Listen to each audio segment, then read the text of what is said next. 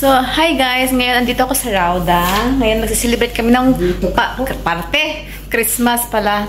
O, yan sa Tilili. O. Kapon sana yun. Kaso lang, ang amo ko parang tinamad pumunta. Kaya ngayon lang. Kaya ngayon ay prepare mo na kami ng kunti naming handa. Pero okay lang yun.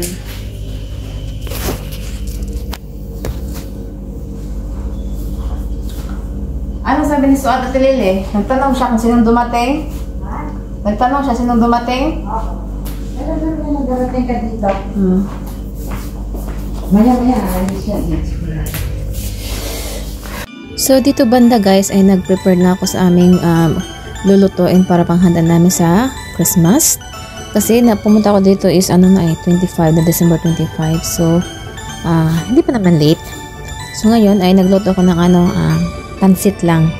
Kasi meron na akong naka-ready na mga biko na in-order ko pa sa kaibigan ko. 2 biko tsaka 2 cassava cake. So, ang lulutuin ko na lang is yung pansit. Kasi alam naman yung pansit, traditional na talaga sa mga Pinoy ang pansit, pampahaba ng buhay. Kahit may birthday, kahit anong occasion, basta andun ang pansit, diba? So, ayan guys, proceed tayo sa mga ibang gagawin natin dyan. So, ayan guys, ito yung mga handa namin ngayong Pasko. Ito, meron ng chicken, tsaka pansit yung luto na, may pizza, at tsaka yung biko, meron ding manok, at cassava cake, at mga prutas. So, yun lang guys, simple lang kasi 2 lang naman kami kasi yung 2 kasi sa kabilang bahay, tapos yung isa is nasa bakasyon. So, kami lang.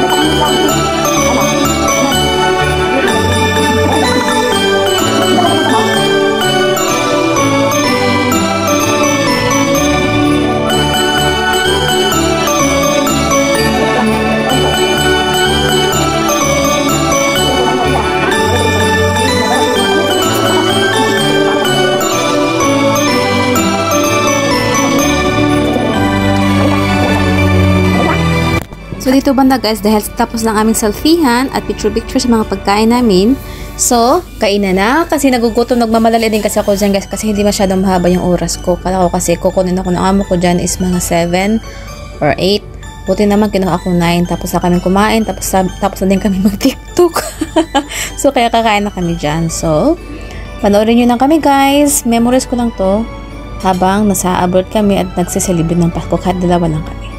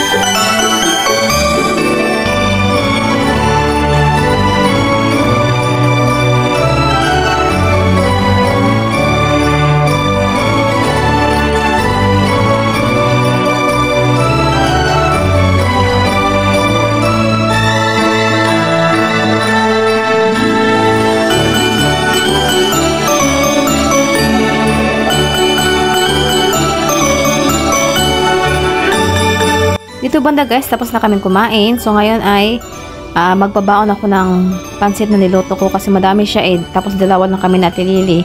Hindi naman niya mauubos yan. So nagbigay din kami sa kaibigan namin dito sa Rauda. And nagdala din ako sa bahay. Kasi kakainin ko yan kundi bukas pang lunch ko or dinner. So pwede na at least libre na. So ayan, kumuha na ako. At mamaya niyan ay upo-upo na kami.